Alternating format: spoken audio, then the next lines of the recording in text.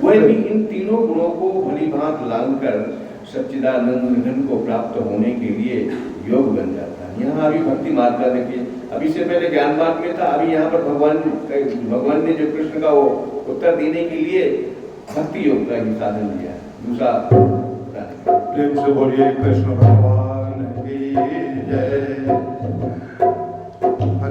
भगवान श्री कृष्ण यहाँ पर बताने जा रहे हैं कि जो पुरुष मुझे अनन्य भक्ति योग से भजता है, अनन्य भक्ति मार्ग भी इतना कोई आसान नहीं है जैसा हम लोग सोचते हैं। भक्ति मार्ग में भी आपको परम भक्ति करना है तो आपको सब कुछ समर्पित करना है। भक्ति में हम जो है कुछ बचा भी लेते हैं, कुछ अपना मनमानी भी कर लेते हैं। जो विधि है, शास्त्र के नियम से निर्धारित विधि है, उस विधि पर भी उसको सारी भक्ति करना चाहिए। आदमी मनमाना भक्ति शुरू कर देते हैं, करना है कुछ कर देते हैं, कुछ शास्त्र ग्रंथों की बातों को नहीं मानते हैं, ऐसी भक्ति नहीं। तो कहते हैं कि अनन्य भक्ति वही होती है जो कि परमात्मा में जो है एकता स्थापित कर ले, परमात्मा के अलावा किसी चीज़ को माता ही ना दे जीवन में। हम माता देते हैं, चोरी छुपे देते हैं, ऊपर से दिखा देते हैं कि हम तो देते नहीं माता, लेकिन अंदर अंदर हमारी माता बनी रहती है संसार के प्रति। ये कहते हैं कि संसार की माता जो है इसको आप जो विष की तरह त्याग दो। शंकराचार्य बोलते हैं कि संसार की माता मत दो भक्ति के आगे।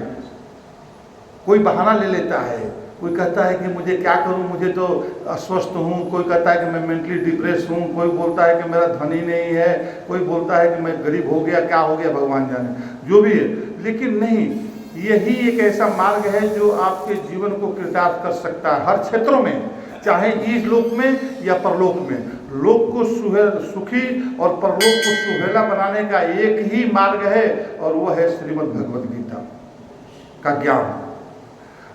तो ये हम समझें। आगे बोलते हैं गुणातीत पुरुष का वर्णन किया गया है यहाँ पर। गुणातीत अवस्था केवल ज्ञान से ही नहीं होती है। केवल हम ज्ञान प्राप्त कर लिए, ग्रंथों को पढ़ लिए, ये कर लिए तो हम ज्ञानी मत समझे अपने को। कहते हैं बल्कि भक्ति से भी प्राप्त होती है। अब भक्ति इसमें जो क्रिया हो गई आपकी, आप जो उसके साथ में जो भक्ति करना है प्रैक्टिकली चीज। भक्ति क्या है? प्रैक्टिकल है। ज्ञान क्या है? थ्योरी है। तो थ्योरी तो आप पढ़ लिए लेकिन प्रैक्टिकल नहीं किए तो बेकार है। महात्मा द्विवेदी जी बताते रहते हैं, कहते हैं कि भाई ये जो है आप ज्ञान को जो है भक्ति में परिणत करो, तभी ज्ञान में जो है एक आनंद आएगा। जब तक से ज्ञान के साथ भक्ति नहीं जुड़ती है तब तक से ज्ञान सतचित ही बना रहता है, सतचित। लेकिन जैसे ज्ञान के साथ भक्ति जुड़ती है तो सच्चिदानंद बन जाता है, आनंद उसके साथ में समावेश हो जाता है। भक्ति के साथ भक्ति आनंद स्वरूपा है ना। तो भक्ति में हम प्रधानता दें। आगे बोलते हैं ज्ञान मार्गी साधक निर्गुण निराकार चैतन्य स्वरूप पर ब्रह्म को प्राप्त करने के लिए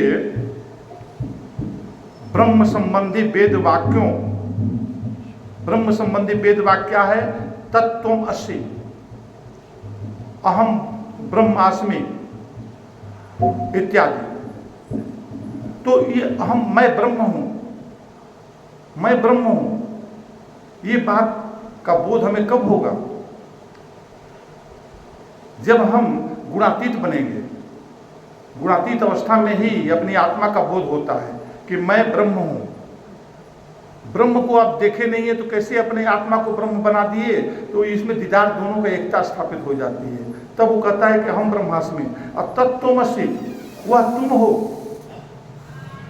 इसलिए कहा गया त्वमेव माता च पिता त्वमेव बंधो च सखा त्वमेव विद्या द्रविणं त्वमेव सर्वं मम देव देव।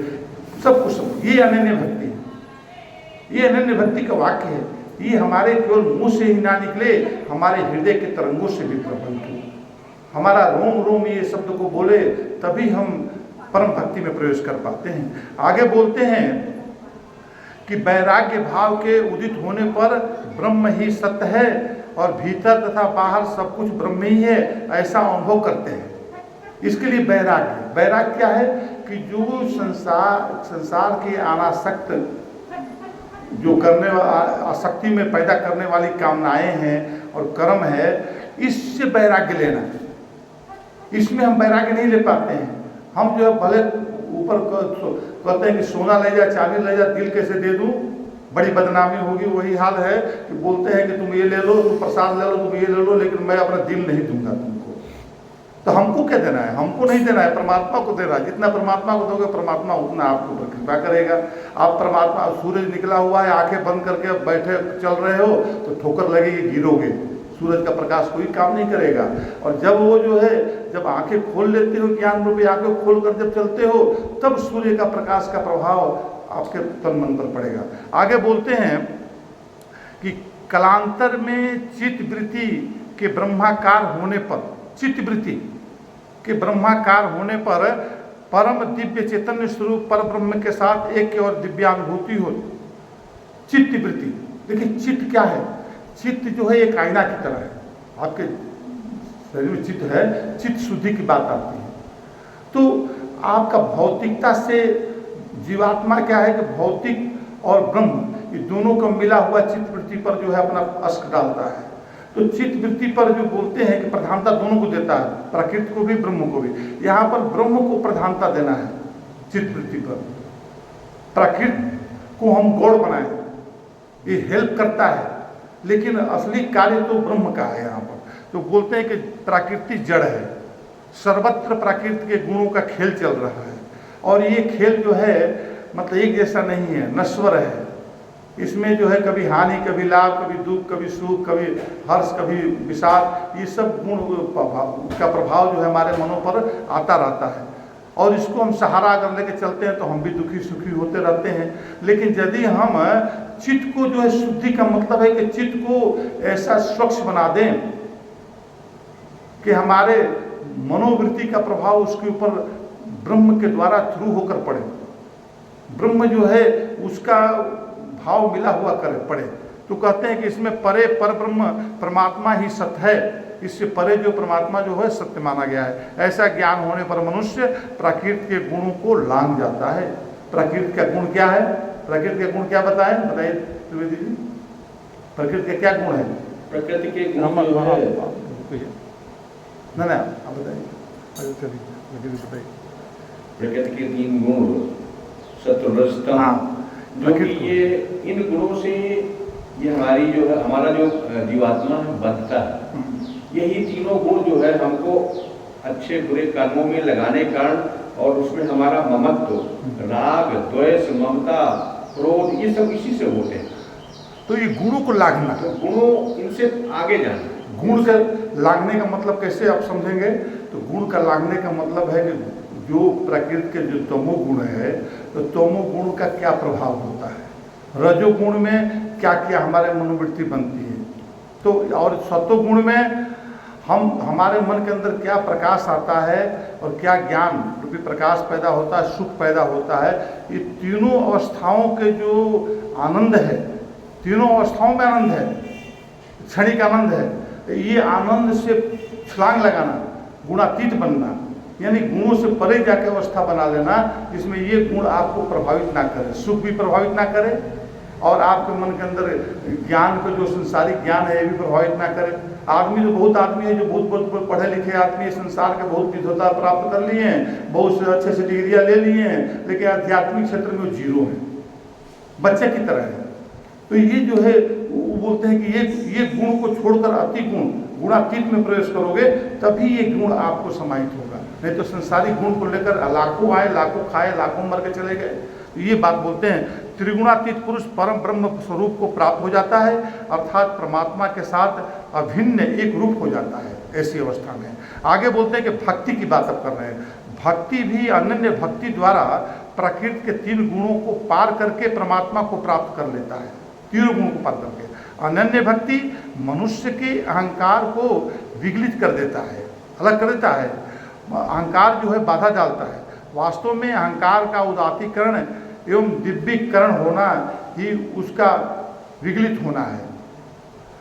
भगवान का भक्त अंतर्यामी प्रभु को मन मंदिर में आसीन करके और उसे ही अपना सर्वस्व मानकर उसकी प्रेरणा के अनुसार कर्म करता है, उसकी प्रेरणा के अनुसार कर्म करता है। अच्छा, आगे बोलते हैं कि उसे ही कर्म समर्पण कर देता है, अपने कर्मों को समर्पण भी कर देता है। कहता है कि आप ही जो कराएंगे वही मैं करूँगा, जैसा आप मेरे को भाव लगाएंगे वही करूँगा, मेरा अपना कोई कर्ता नहीं बनता है अपने को। अच्छा, बोलता है कि भक्त कभी अकेला नहीं रहता, हमेशा परमात्मा के संग मला रहता है। संसार के आदमी तो कभी अकेले बैठा दो तो वो जो आधा घंटा समय निकालना मुश्किल हो जाएगा, कुछ मत बोलो, मोबाइल वोबाइल ले लो, अकेले को रूम में बैठा दो, देखो कैसे वो भागता है, वो बाहर भाग जाएगा। लेकिन भक्त जो है क्यों अकेले रहता है? इसलिए कि उसका परमात्मा का संग हो गया, परमात्मा पर जैसे उसको अकेले समय मिला वैसे परमात्मा में वो लीन हो गया, इसलिए वो अकेला नहीं रहता है। भक्त कभी अकेला नहीं रहता, कभी असहाय नहीं होता, कभी असहाय नहीं होता। असहाय जो है हम तब तक से बने रहते हैं जब तक से हमारा कर्मों का प्रभाव है। कर्मों के प्रभाव ही हमें गुणों को परिवर्तित नहीं करने देता, गुणों का प्रभाव को जो है वो नहीं आगे आने देता। लेकिन यदि ज्ञान के साथ में लेते हैं गुणातीत में तो ये भी प्रभाव नहीं करता। सगुण परब्रह्म परमेश्वर को अनन्य भक्ति चित्त को निर्मल कर देती है। ये क्या होता है कि चित्त को निर्मलता भी प्रदान करती है अनन्य भक्ति, और निर्मल चित्त में अनायास बिना प्रयास स्वतः तत्व ज्ञान का उदय हो जाता है। तो ये अवस्था तत्व ज्ञानी की कठिनता से प्राप्त होने वाली अवस्था भक्त को सरलता से प्राप्त हो जाती है।